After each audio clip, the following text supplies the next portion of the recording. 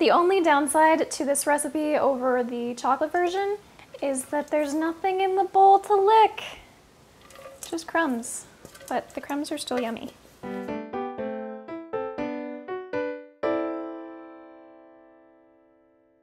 Hey guys, this is Heather from healthyeatingstartshere.com. Okay, so last week I filmed a chocolate crinkle recipe, which is part of my new 28-day meal plan, and it's perfect for people who are transitioning into healthy eating because you use dark chocolate and peanut butter, and that's pretty much all it is. But I know that some of you out there like to do things more with whole foods, and personally I do that a lot myself. So what I did is, in the meal plan there's actually a tick box that you can change from certain recipes to being whole foods. So you can change bread, and then if you tick whole foods it'll change it over to all whole grains. And one of the recipes that I totally changed was for the chocolate crinkles, using, instead of chocolate, dates and cocoa powder. So what I'm going to show you today is how to do the whole foods version of chocolate crinkles. Now, one thing that's important in this recipe is to use medjool dates or any kind of date that is soft. And so if you look at this date versus an average baking date, this one is really dense and not all that soft, whereas this one is super soft. The only thing is you have to break them open to take out the pits, but it's really not a big deal. So you're going to take some dates, put them in your food processor, and add some cocoa powder, some maple syrup, and some nut or seed butter. So in the recipe I have peanut butter, but really any kind of nut or seed butter will work because it's mostly about the consistency. So I'm using tahini today, and I have a really good source of tahini that's not too bitter, but a lot of tahinis, because they're made from sesame seeds, will be kind of bitter. So if you don't like that, you can use almond butter, you can use sunflower seed butter, you can use cashew butter, anything that you can find if you want to do something other than peanut.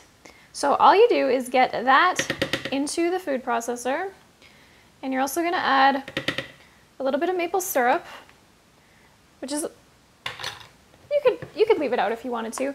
I don't have a problem with using maple syrup or other kinds of fairly unrefined sweeteners.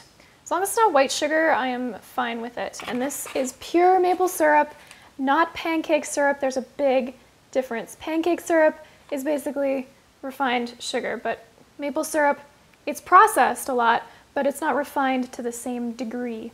So there you go. Get that all in the food processor. Now, one thing I will mention is that the texture of your dates will dictate a lot as to what the texture of this is going to work out. So if you have very solid dates that aren't as nice and mushy and soft as the really good medjool ones, then you might need to add a little bit of water, a little bit of pure fruit juice, a little bit of almond milk or some other kind of non-dairy milk. Just start going with this, and if you need to add some, add it tiny little bit at a time because you don't want it to get too soft. Because this is basically our cookie. We're just going to blend this up and then add some puffed cereal, and I've got puffed rice. I was having a discussion with some girls in the forum in the meal plan site as to what to do at this point, and here's the deal. I think where my secret is I mix this with my hands, because that's the only way you're going to get the dates really mixed in to the puffed cereal. And I like to keep mine very dense, so I don't really like to add too much moisture. The maple syrup is in there for moisture, basically.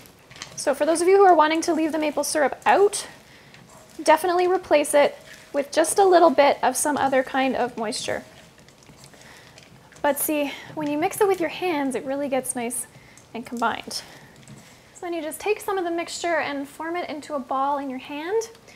And then I like to put them on a little sheet of parchment or wax paper and put them in the fridge. And I really like to keep them in the fridge because then they stay nice and cold, and I don't know, there's just something I like about biting into it when it's cold. So for Colleen and Kate and anyone else in the meal plan who's wondering about the whole foods version of the crinkles, I hope that helps clarify how to make them. And for everybody else, you get to enjoy them too. Now you can choose to make these bite-sized or you can choose to make them huge. Myself, these are kind of like 2 bite size.